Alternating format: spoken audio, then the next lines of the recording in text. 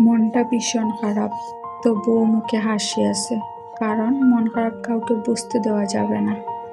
হাসিটা শুধু মুখে, ভিতরে জমে আছে হাজারো না বলা গল্প। সবাই হাসি মুখটাই দেখে, কিন্তু নীরবে তার ভিতরের কান্নাটা কেউ দেখে না। কিছু কষ্ট প্রকাশ করা যায় না, শুধু নীরবে বয়ে বেড়াতে হয়। মনটা আজ খুব ক্লান্ত, তবুও হাসতে শিখেছি, কারণ জীবন থেমে থাকে না। নদীর মতো শান্ত দেখালেও ভিতরে অনেক ঢেউ লুকিয়ে থাকে। মুখে হাসি রেখে চলছি, অথচ মনটা প্রতিদিন একটু একটু করে ভেঙে যাচ্ছে।